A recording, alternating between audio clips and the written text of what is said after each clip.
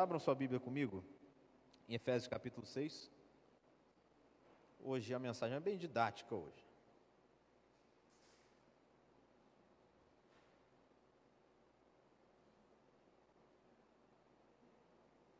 Efésios 6, versículos 12 em diante até o 18. Lido o texto, não fez sua Bíblia, para nós observarmos e aprendermos aqui o que a palavra de Deus tem para nos ensinar através desse texto, que é tão conhecido, mas tão pouco analisado, tão pouco pregado, tão pouco observado, tão pouco praticado ainda por cima.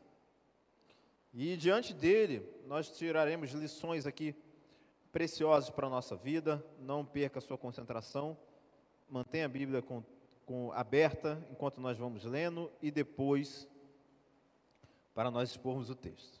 Está escrito assim, versículo 12: porque não temos que lutar contra a carne e o sangue, mas sim contra os principados, contra as potestades, contra os príncipes das trevas desse século, contra as hostes espirituais da maldade nos lugares celestiais. Portanto, tomai toda a armadura de Deus para que possais resistir no dia mau, e havendo feito tudo, ficar firmes. Estai, pois, firmes, tendo cingidos os vossos lombos com a verdade, e vestida a couraça da justiça, e calçados os pés na preparação do evangelho da paz, tomando sobretudo o escudo da fé, com a qual podereis apagar todos os dardos inflamados do maligno. Tomai também o capacete da salvação, a espada do Espírito, que é a palavra de Deus, orando em todo o tempo, com toda oração e súplica no Espírito, e vigiando nisso com toda perseverança e súplica por todos os santos. Amém? Pode se sentar?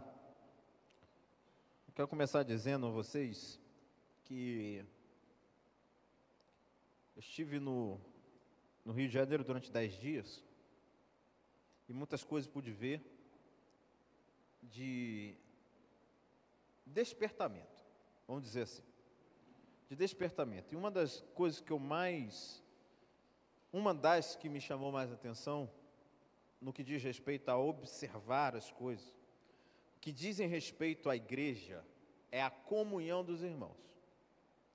Eu vinha no carro conversando com o irmão Josiel, o diácono Josiel, e tive a oportunidade de pregar em 2 oportunidades. E antes dessa oportunidade acontecer de fato, pegar o microfone, ou melhor dizendo, chegar na igreja, o pastor Douglas, que foi meu primeiro pastor, ele me manda uma mensagem: Wendel, chegue cedo, nós vamos chegar cedo, que hoje tem janta. Ok. Como que era essa janta? Eles fizeram um caldo muito bom, diga-se passagem, e tem uma mesa lá, que ela é metade desse púlpito aqui, dessa tribuna aqui, aliás, dessa plataforma. E nessa mesa sentou todos os irmãos que iam fazer parte do culto, que estavam na igreja, ou que chegaram na igreja, ou que iam chegar depois. E todos eles chegavam, se assentavam, pegavam seus pratos, iam comer, iam conversar. Qual o motivo disso? Gerar comunhão entre os irmãos. Ao final do culto, tinha mais lá. O que a gente fez? Voltamos para lá. Sentamos na mesa de novo, fomos bater papo, fomos falar de futebol, fomos falar de um monte de coisa, da própria vida, de coisas que a gente tem vivido, tudo mais. O que isso gera? Comunhão entre os irmãos. Aí, o que acontece? Na outra oportunidade que eu fui pregar, no final do culto, que era já uma igreja dos meus tios, já era igreja de parente, eles disseram: não vai embora agora, sem você comer antes. E todos que estavam na igreja comeram novamente. Então o que acontece? A promoção da comunhão entre os irmãos, ela não vem do céu. Ela vem de nós. Somos nós que temos que fazer isso. Nós que temos que ir atrás dos irmãos, nós temos que mandar mensagem para os irmãos, nós que temos que saber onde o irmão mora, nós temos que saber a situação que ele está vivendo. Somos nós, isso é nosso. Isso é um trabalho nosso. Jesus deu esse trabalho para a gente. Quando ele subiu aos céus, está lá em Atos capítulo 1, do versículo 1 até o 7, onde conta toda a narrativa dele ir assunto aos céus, ali bateu desespero na vida dos discípulos. E agora, o que a gente vai fazer? Quando que você vai voltar? Trocando em miúdos, Jesus disse, não interessa a vocês, interessa só o Pai quando eu vou voltar. O que vocês têm que fazer é permanecer juntos, em Jerusalém, até que sejam revestidos de poder. A igreja só tem poder quando os irmãos estão juntos. Então, meus irmãos, diante dessa pequena palavra de alerta, nós devemos deixar o campo da especulação e da teoria e partir para a ação. Nós não temos que ficar dizendo, eu vou lá no fulano e não vai nunca. Eu vou mudar isso e não muda nunca. Eu vou fazer isso e não muda nunca. E aí? Lembra que lá em Esdras capítulo 7 está escrito lá que Esdras pôs o propósito no seu coração de conhecer a palavra de Deus, de ensiná-la e de botá-la em prática. Ele pôs em prática. Então, toda a palavra que a gente ouve, domingo após domingo, quarta após quarta, se não posta em prática, serve para nada. Serve para nada. É poeira, é vaidade, igual diz Salomão. É vaidade. Então, pensando dentro desse aspecto, nós hoje vamos tratar de um tema muito importante, que é estamos em guerra. Nós estamos em guerra. A história do mundo é a história das guerras. Nós vamos ver na história bíblica, na passagem bíblica, o Império do Egito, aquele que era o maior império do mundo. Após ele vem o Império Assírio. Após o Império Assírio vem o Império da Babilônia. Após o Império da Babilônia vem o Império Medo-Persa. E após o Império Medo-Persa vem o Império dos Seleucidas. Depois vem o grego. Depois vem o romano. E vieram outros impérios depois que não duraram tanto tempo. E qual era algo de incomum que esses impérios têm? É que todos eles conquistaram seu poder através de guerra. Através de guerra, através de luta, através, por exemplo, o Império Medo-Persa era um império muito poderoso que abriu os muros da Babilônia, adentrou a Babilônia, destruiu toda a Babilônia, dominou ali toda aquela região do mundo conhecido, vamos dizer assim, e estabeleceu-se de maneira em que os povos a quais eles conquistavam, eles não subjugavam esses povos, mas sim faziam com que eles fossem livres. É a partir disso que acontece o que é chamado de segundo êxodo, que é o retorno do povo de Deus do cativeiro da Babilônia para a sua terra, para Judá, para Jerusalém. E isso vem através de quê? De uma batalha também. Mas o mundo passa, vem outras guerras e mais guerras. Aí chegou um momento em que veio a primeira grande guerra mundial que nós temos conhecimento. Essa primeira guerra mundial matou cerca aí de 30 milhões, se não me engano. E a segunda guerra, que termina em 1945, mata 40, 60. Após essas guerras, tem as guerras isoladas, que acontecem nas regiões do Oriente Médio, que acontecem nas regiões da Ásia ou da Baixa Ásia, que se situa mais ou menos ali no Camboja, esses lugares, e toma de mais guerra. Depois vem a guerra ali do Vietnã, aquela guerra em que os Estados Unidos perdem, mas ainda não admitem isso até hoje, e morre mais gente. Aí vem a Guerra Fria não mata mais gente de maneira pública, igual a Primeira e a Segunda Guerra Mundial, e as outras demais guerras, mas também secretamente ou internamente, a Guerra Fria mata tanto quanto a guerra. Só a União Soviética matou 2 milhões de pessoas de fome. De fome. Então, o mundo vem sendo permeado por guerras. E mais guerras. Os generais estão lá dentro dos seus palácios, digamos assim, de trás das suas mesas, planejando, criando métodos ali, estratagemas, para se criar algum tipo de guerra, para se conquistar alguma coisa. Então, as guerras são sempre um meio de subjugar pessoas, regiões e conquistar bens, esse em sua maioria poderes militares, bélicos, institucionais, e o mundo vai aumentando de população, já somos 8 bilhões de pessoas no mundo, e as guerras não param, elas aumentam. Nós vamos ver as guerras, por exemplo, da Rússia com a Ucrânia, de Israel com o povo da Palestina,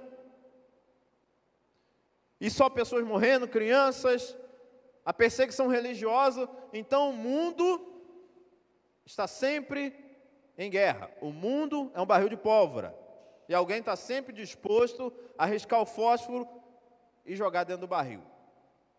Essa é a verdade sobre o mundo. Mas por trás dessas pessoas, por trás dessas mentes, está alguém que esse não é um inimigo local, não é um inimigo regional, ele não é um inimigo particular de ninguém, mas é o inimigo de todos nós que somos povo de Deus, e esse inimigo é o diabo, é Satanás. E esse inimigo, ele é terrível, esse inimigo é maligno, esse inimigo, ele não descansa, esse inimigo, ele está sempre nos rodeando, esse inimigo está sempre atento a tudo que está acontecendo na nossa vida, esse inimigo, ele não para. Nós paramos, mas esse inimigo, chamado Satanás, ele não dorme, ele não descansa, ele não para nunca. E qual era a situação aqui da igreja de Éfeso? É que Paulo agora está dando recomendações, normalmente no capítulo 6, a respeito da família, dos filhos, não provocarem a ira nos seus pais, dos maridos, cuidar de suas esposas, etc. E ele vai tratar isso como uma guerra. Aliás, Paulo gosta muito de usar a linguagem militar para tratar de batalhas espirituais. E você sabe que a igreja de Éfeso era um lugar totalmente idólatra, um lugar totalmente imoral, um lugar que tinha o templo, que era uma das 7 maravilhas do mundo, o templo da deusa Diana. Ali tinham prostitutas cultuais, ali tinham feiticeiros, ali tinha todo tipo de gente com o gabarito necessário para atrapalhar a obra de Deus. E essa igreja estava em guerra. Paulo funda a igreja de Corinto, como você pode ouvir lá em Atos capítulo 18, ele funda a igreja de Corinto, quando encontra ali Priscila e Áquila, começa a fazer tendas, e logo mais ele funda a igreja de Éfeso. Da igreja de Éfeso, ele escreve a carta aos Coríntios. E agora, escrevendo essa carta aos crentes de Éfeso, ele vai tratar de questões da nossa posição em Cristo, pois nós estávamos mortos e Cristo nos deu vida, como você pode lá ver no capítulo 2, capítulo 3, que é o grande mistério que Jesus revelou a Paulo, era unir todos os povos em um através de Cristo. Paulo trata do fato dos ministérios, dos dons ministeriais, dos dons de apóstolo, dom de evangelista, dom de mestre. E agora ele está tratando desse assunto, e quando ele vai fechar sua carta, ele vai falar de uma batalha. E nós estamos vivendo intensamente essa batalha dia após dia, com esse inimigo que é real, com esse inimigo que é maligno, com esse inimigo que está lá desde o Éden, tentando atrapalhar os planos de Deus e levando muitos a perecer. Mas então, meus irmãos, observando esse texto, eu não quero ser muito longo hoje, porque esse é um texto muito rápido e didático. Observando o texto, Paulo vai começar o seguinte: no demais, irmãos meus, fortalecei-vos, versículo 10, fortalecei-vos no Senhor e na força do seu poder. Então Paulo está dizendo o seguinte: prepare-se para a batalha. Prepare-se para a batalha. Isso é um grande alerta para mim e para você. Porque se nós achamos que podemos combater o diabo sozinho, nós estamos bem enganados. Porque o apóstolo Paulo, ele ensina o seguinte: fugir da aparência do mal. é foge, não é luta não. Sentiu a tentação de roubar, sentiu a tentação de prevaricar, sentiu a tentação de fornicar, vai embora. Não é luta e fica lá achando que você é bonzão, não.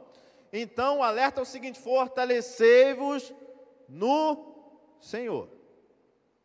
Nele, somente nele. Então esse é o primeiro alerta de Paulo. Não vai para a batalha contra o diabo sozinho. Não vai para a batalha contra o diabo sozinho. Se você precisa de oração de alguns irmãos, chame esses irmãos para perto, vamos orar. Se você precisa de apoio emocional, vamos orar, vamos apoiar. Se você precisa de outro tipo de ajuda dos outros irmãos em oração, peça ajuda, porque contra esse inimigo ninguém pode sozinho. Essa é a realidade. Então a gente tem que buscar força em quem? Em Deus, para cumprir tudo isso que Paulo está falando lá atrás. Então observe que depois dele dar o alerta, no versículo 11, ele vai dizer: revesti-vos de toda a armadura de Deus para que possais estar firmes contra as astutas ciladas do diabo. Então, dentro disso, nós temos que observar alguns perigos que nós devemos tomar cuidado. Dois, melhor dizendo. Primeiro, subestimar o inimigo. Subestimar o inimigo. Não pense que você é forte o suficiente para enfrentar o diabo. Não pense que você, por mais que tenha sido salvo, lavado, remido pelo sangue de Jesus, isso é muito bom, isso é a grande verdade, realmente você está salvo, e ninguém pode tirar a salvação da sua mão, pois foi Jesus que te salvou, e Ele é fiel para cumprir isso até o final, Ele é fiel para terminar a boa obra que Ele mesmo começou. Mas tome cuidado, que esse inimigo não pode ser subestimado. Paulo vai dizer: nós não devemos subestimar os intentos do inimigo, os intentos de Satanás. Nós não devemos achar que o diabo é uma fábula.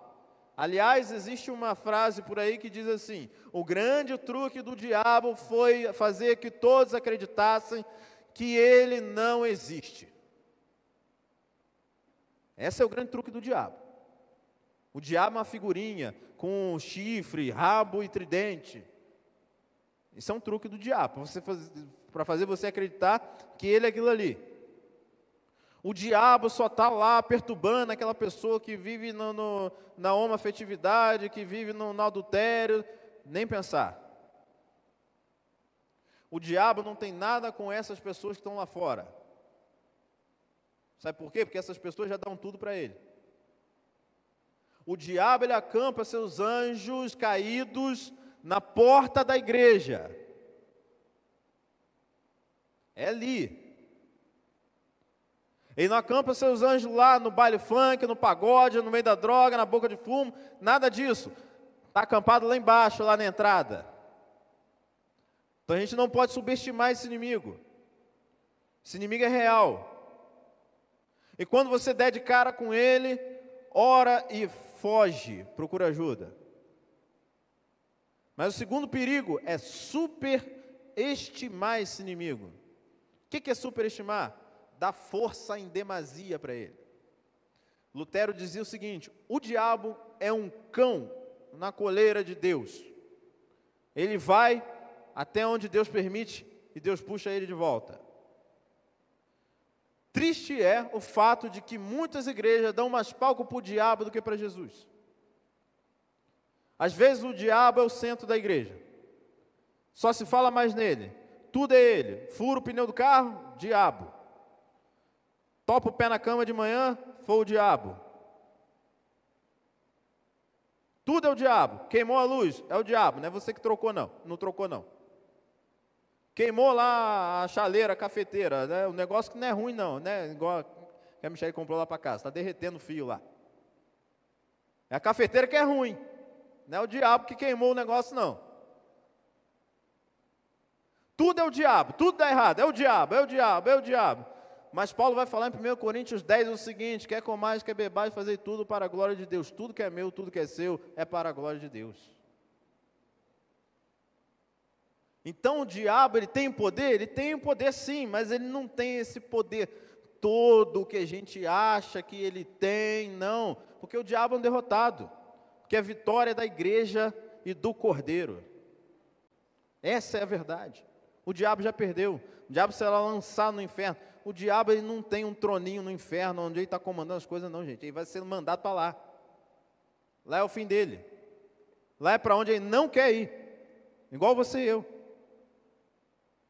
Então a gente não tem que ficar dando poder demais para o diabo, achando que tudo é o diabo, tudo é o demônio, tudo é... Não, não, não. Às vezes é algo que você fez errado. Às vezes é algo que você podia resolver. Às vezes é algo que está na sua mão. Mas você não consegue mudar aquela história, aquela realidade, aí você joga a culpa no diabo. Então não subestime e não superestime o diabo. Mas olhe comigo, que agora eu quero expor esse texto com vocês para trazer consciência dessa luta. A gente precisa ter consciência dessa luta. Esse não é aquele texto que os outros ficam pulando na cadeira e dando glória, não. É para você aprender. Para você e eu aprendermos uma grande verdade, que o diabo ele está lutando contra nós, todos os dias. Então olhe comigo o versículo 12, na primeira parte. Que em primeiro lugar, Paulo vai tratar contra quem não lutar. Porque não temos que lutar contra carne e sangue, mas sim contra principados, contra potestades, contra os príncipes das trevas desse século, contra as hostes espirituais da maldade. Primeiro, contra quem não lutar? Você não tem que lutar um com o outro, meu irmão. Você não tem que lutar com seu marido, com sua esposa em casa. Você não tem que lutar com o irmão da igreja. Você não tem que lutar com seu patrão. Você não tem que lutar com gente no trânsito. Você não tem que lutar com ninguém. A sua luta não é contra a gente. A sua luta não é contra a carne. A sua luta não é contra sangue. A sua luta é contra o diabo. A sua luta é contra o inimigo. A sua luta não é contra mim. A sua luta não é contra o pastor. A sua luta não é contra o irmão, contra o diácono. Não, não, a sua luta é contra o diabo. E é por isso que tem muita gente na igreja ferida e indo embora. Porque os irmãos decidiram um lutar contra o outro.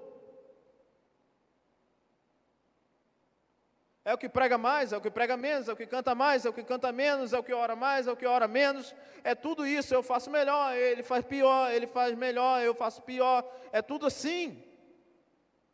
E a gente vive lutando um contra o outro, e o que acontece? A igreja não avança. E quem está rindo? O diabo.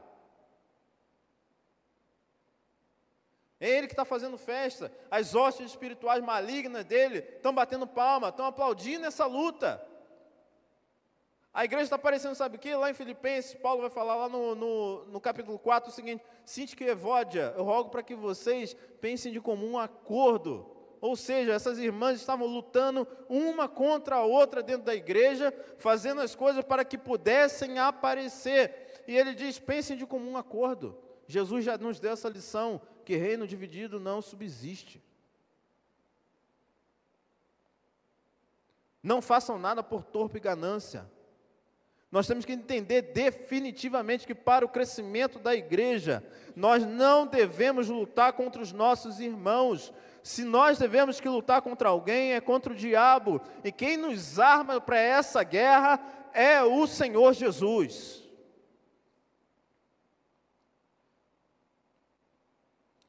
Segundo lugar, nós temos que conhecer o inimigo. Olha o que ele vai falar ainda no capítulo 12, no versículo 12. Contra principados, contra as potestades, contra os príncipes das trevas desse século, contra as hostes espirituais da maldade, nos lugares celestiais. Nós temos que conhecer o inimigo. O que Paulo está nos trazendo de ensinamento nesse texto? É que se o céu tem organização, e tem os arcanjos, tem os serafins, tem os querubins, tem uma ordem ali que lembra ali um quartel militar. A Bíblia vai chamar os anjos de o exército de Deus. E de fato tem essa organização no céu, e tem essa organização também que se reflete na igreja. Se tem essa organização lá, o diabo também tem a sua. Há batalhas que são mais intensas do que as outras.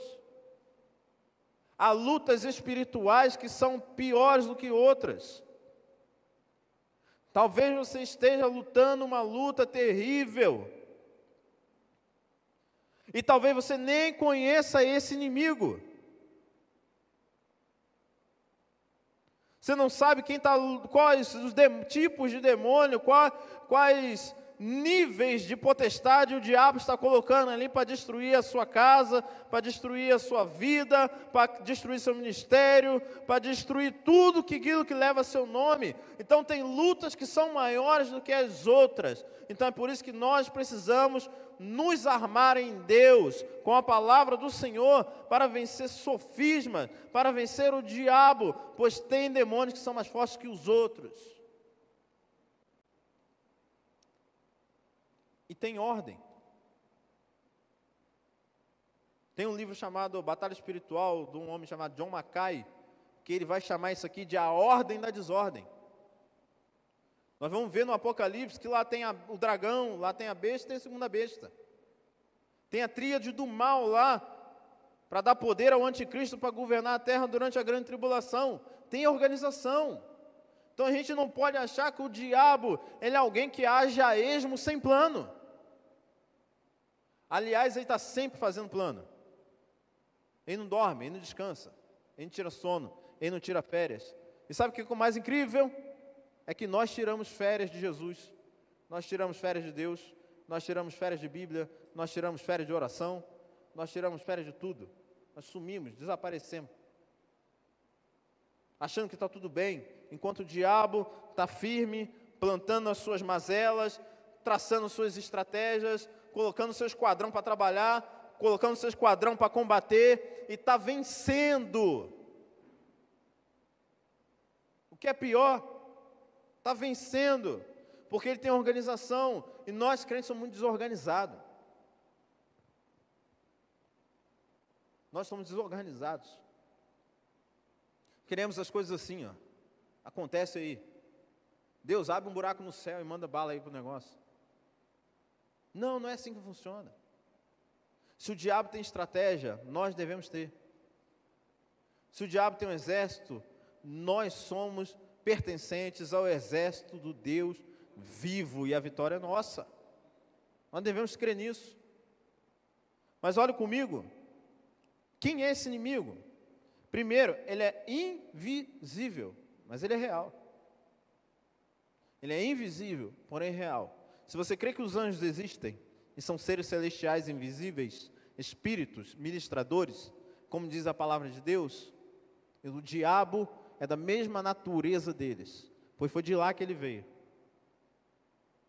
Ele é invisível, porém real. Segundo, ele é maligno. A Bíblia vai chamar ele de assassino, de ladrão, de mentiroso, destruidor, de Abaddon, Apolion, príncipe das trevas, príncipe das potestades do ar. Ele é maligno. E a sua grande arma contra o povo de Deus é o pecado. E o pecado, ele é maligníssimo, porque o pecado, ele vai te manter num lugar mais tempo do que você gostaria de estar. Vai te levar mais longe do que você gostaria de ir.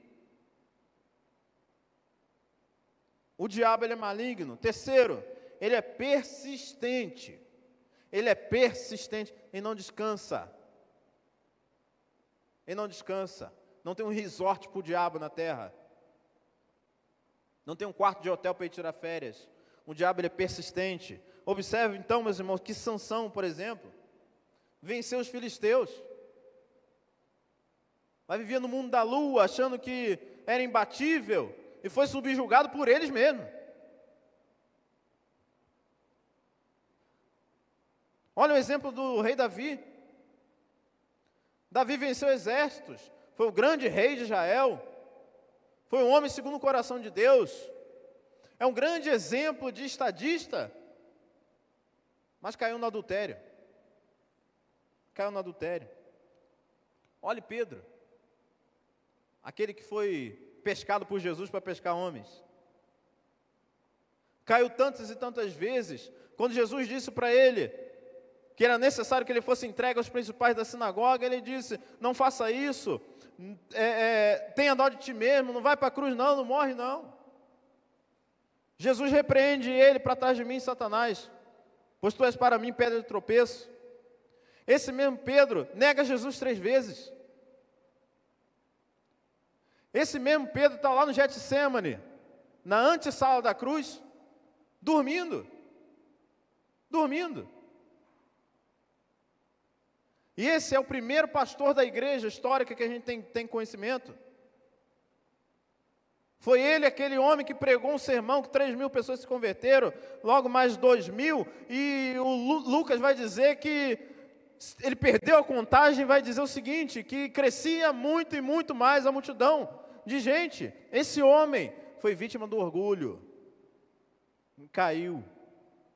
O diabo, ele não desiste. O diabo, ele não desiste. Ele sempre põe uma pedra de tropeço no nosso caminho. Quinto, ele é numeroso. Nós vamos ver no demoniado de Gadara, que ele não tinha um demônio, nem 2, nem 3, nem 10 demônios. Ele tinha uma legião. E você sabe o que é uma legião? Uma legião é um número de 6.000 soldados romanos.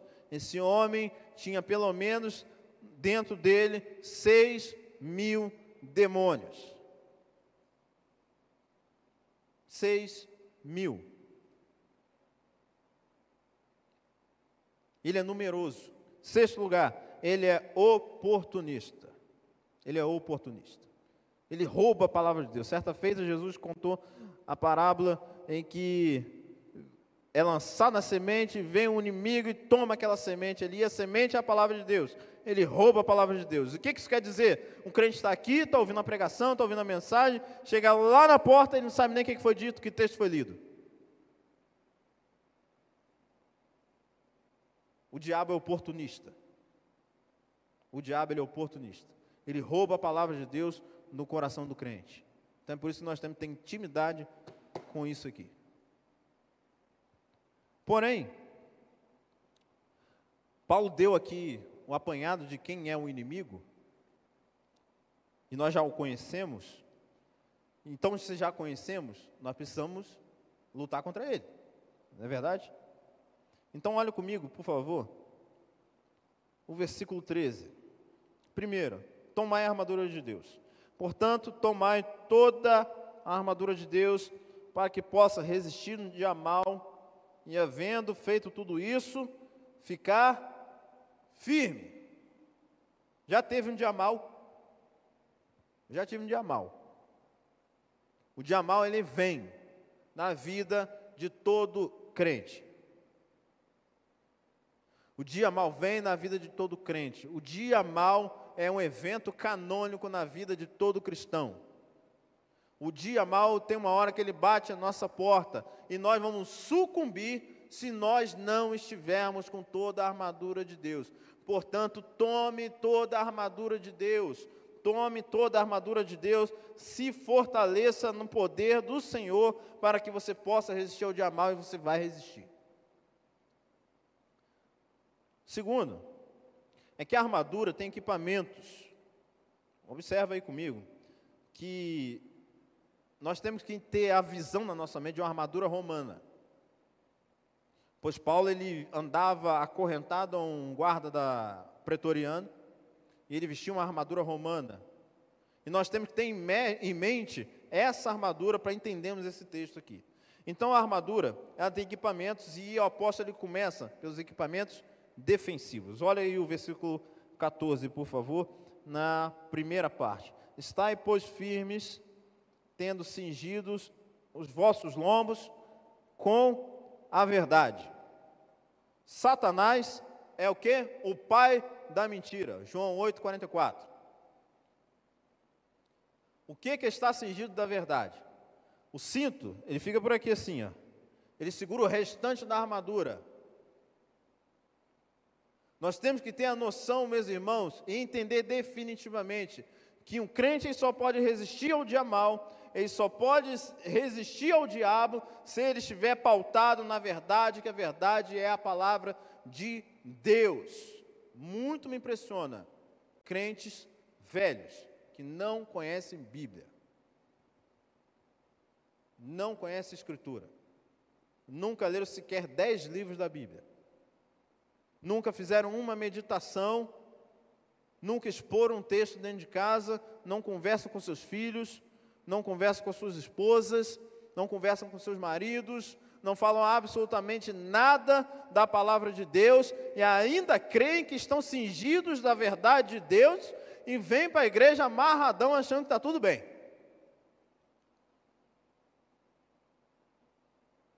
Só dá para resistir ao diabo um crente cingido com a verdade de Deus. Segundo lugar, parte B. A couraça da justiça. E vestida a couraça da justiça. Então, entenda essa figura aí. A couraça, ela é um material que pega do pescoço até o peito. Pescoço até o peito do soldado. Ela protege o pescoço, né, e as partes vitais que ficam aqui em cima. O que é a couraça como símbolo daquilo que Paulo está dizendo? É o crente com a vida santa e irrepreensível. Você quer ser chamado justo? O que falam de você lá fora? Como você se comporta lá fora? Você é aquele que se assenta nas rodas dos escarnecedores ou foge da aparência do mal? Você está com a couraça da justiça ou essa couraça da justiça não está cobrindo nem seu pescoço, só suas costas? Sinto muito, você vai ser atacado, ferido e morrer. Você vai ser atacado, ferido e morrer. A couraça da justiça é uma vida devota ao Deus de justiça. É uma vida santa, é uma vida irrepreensível, é uma vida com que não tem nada para dizer aí fora, é uma vida que reflete a justiça e o caráter do nosso Senhor Jesus. Isso é a couraça da justiça.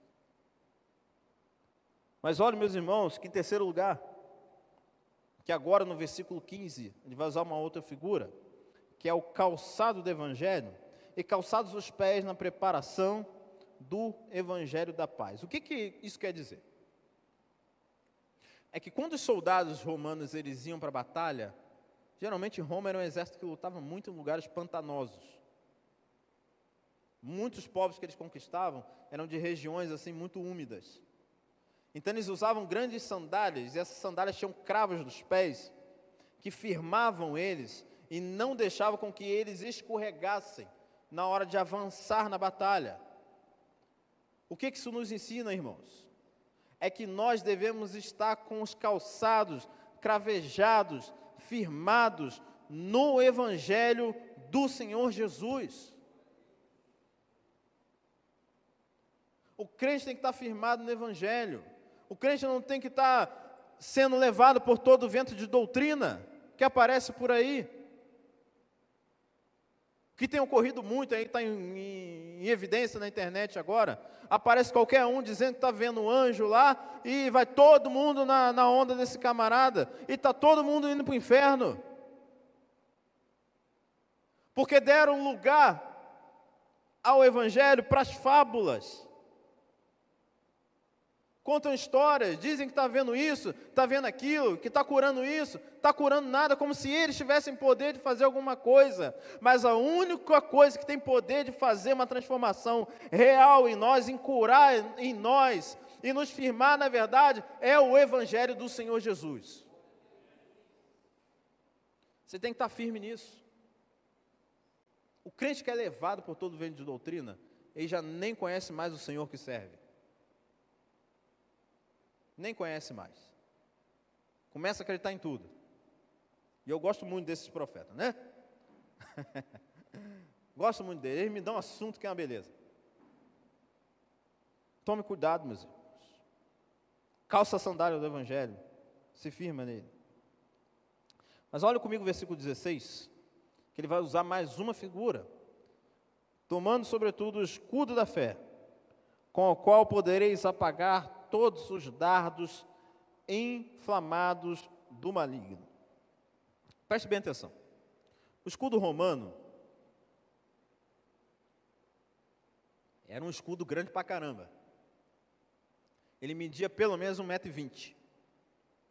Ele era feito de madeira e ele era coberto por um couro. E ele tinha pelo menos aí uns 60 centímetros de largura. Então o escudo romano era uma ferramenta de batalha totalmente útil e eficaz para a luta. Mas o escudo romano, ele tinha algo que era bem interessante, que é nas suas laterais, ele encaixava no outro escudo do colega. Tanto de um lado quanto do outro. Então, quando encaixava, fazia-se um paredão quase que intransponível, de uma ponta a outra. Aí o exército que estava com a sandália lá cravejada, ia para frente, com os escudos na sua dianteira, e iam para dentro do exército inimigo. E era quase impossível passar aquela barreira, e eles atacavam com lança. O que isso quer dizer para nós?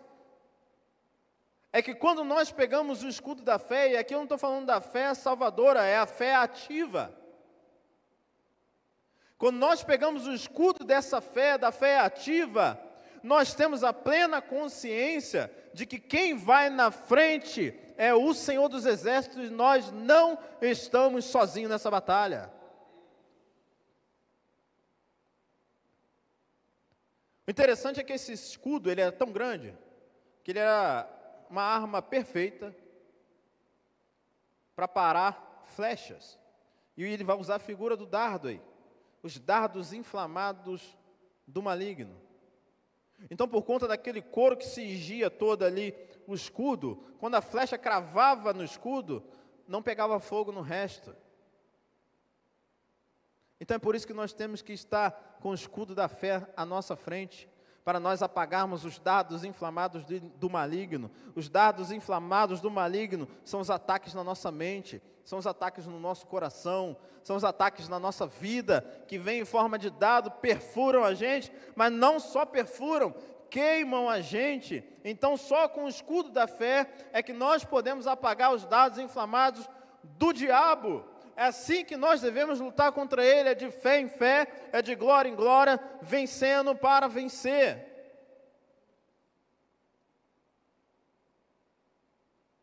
Temos que ter a consciência, meus irmãos, de que a fé, ela é algo prático. Por isso que o apóstolo Paulo é tão admirado entre os teólogos. Ele não falava só, ele fazia. Ele não tinha teologia bonita, ele tinha a teologia bonita e uma ação bonita. Melhor ainda. Porque a sua fé tem que desembocar em ações. A sua fé tem que desembocar em ações. A fé salvadora é uma coisa, é a fé que você teve em Cristo Jesus. A fé ativa é essa fé que resiste ao diabo e avança como igreja. Mas agora que Paulo nos deu as armas, ou os equipamentos, melhor dizendo, defensivos, e nós já conhecemos o inimigo, já sabemos que ele é invisível, porém real, já sabemos que ele é maligno, já sabemos que ele é ladrão, que ele é acusador, que ele é mentiroso, etc. Nós temos que fazer o que agora? Partir para o ataque. Nós temos que partir para o ataque. Primeiro a gente se arma, coloca a armadura de Deus, depois a gente parte para o ataque.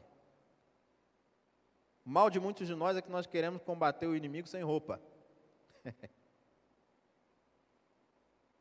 Sem vestimenta, sem armadura, sem espada, sem escudo, sem capacete, sem nada, na cara e na coragem. O que acontece? Quebra a cara.